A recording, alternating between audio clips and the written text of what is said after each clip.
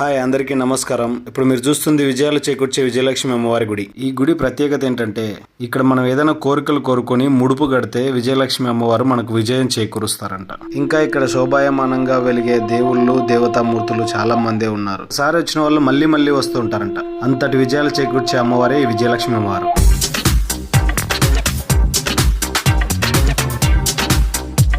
ఇప్పుడు మీరు చూస్తున్న ఈ గుడి ఈఎస్ఐ మెట్రో స్టేషన్ కింద ఉంది.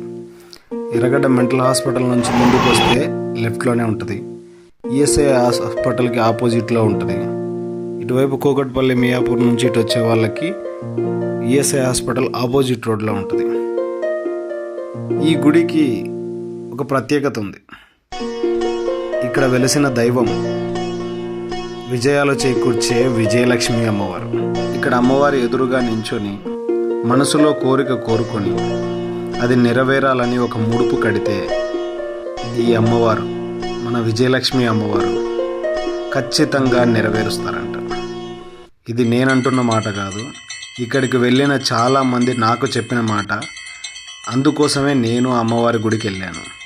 నేను కోరికలు కోరుకున్నాను.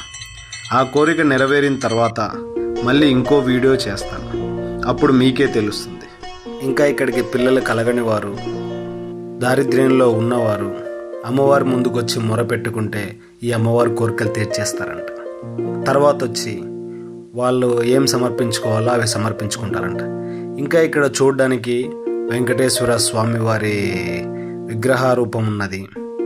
ఇక్కడ రామానుజాచార్యుల వారి దివ్య చరిత్ర గురించి తెలిపే చిత్రపటాలు ఉన్నాయి. మన అయోధ్య రామయ్య విగ్రహాలు ఉన్నాయి. శ్రీరామ జయరామ జయ జయరామ. మనిషి పుట్టిన దగ్గర నుంచి చచ్చే వరకు మనిషి జీవితంలో ఎన్ని దశలుంటాయో తెలిపే చిత్రపటం. జీవితంలో మనిషి ఎన్ని పాత్రలు పోషిస్తాడో సినిమా హాల్లో 70mm స్క్రీన్ మీద చూసినట్టుగా నాకు అనిపించింది. ఇంకా ఇక్కడ రామానుజాచార్యుల వారి విగ్రహ రూపం ఉంది. మన కృష్ణయ్య, ముల్లోకాలను ఏలే కృష్ణయ్య ఊయలుగుతూ ప్రశాంతంగా అందరినీ ఆరోగ్యంగా చూస్తున్నట్టుగా ఉంది. ఇంకా గరుత్మంతుడు, ఆంజనేయులు వారి విగ్రహ రూపాలు ఉన్నాయి. ఈ ఉత్సవ విగ్రహాలు ఊరేగింపుగా కూడా ఉంటాయి. మన శ్రీకృష్ణుల వారు తన వేణుగానంతో అలరిస్తున్నట్టుగా చాలా ఆహ్లాదంగా, అద్భుతంగా, మనసుకు ప్రశాంతంగా అలా అనిపించింది. అక్కడ గుళ్ళో ఉన్న ఆ సమయంలో చాలా అద్భుతంగా అనిపించింది ఆ గానం. గ్రహాలు 9 కదా, ఈ పోస్టర్లో 10 ఉన్నాయంటే కంగారు పడొద్దు. ఈ ఫ్రేమ్ని అసంపూర్ణంగా ఉంచకూడదన్న ఉద్దేశంతో ఒకదాన్నే డబుల్ ప్రింట్ చేశారు. అండ్ ఆదిత్యాయచ సోమాయచ మంగళాయచ అంటారు కదా. ఆదిత్యుడు అంటే సూర్యుడు, సోముడు అంటే చంద్రుడు, అండ్ మంగళ అంటే కుజుడు. మిగతావన్నీ బుధ గురు శుక్ర అనే ఉన్నాయి, గమనించగలరు.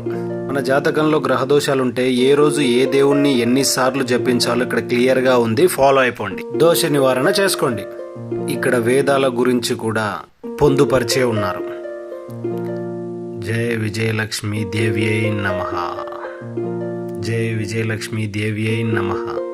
శ్రావణ మాసంలో ఏ రోజు ఏ అభిషేకాలు చేస్తారో ఇక్కడ క్లియర్గా ఉంది. శ్రీ విజయలక్ష్మి దేవ్యై నమః, విజయలక్ష్మి దేవ్యై నమః. అందరికీ వందనాలు. సర్వేజన సుఖినో భవంతు, సర్వేజన సుజల సుజనో భవంతు.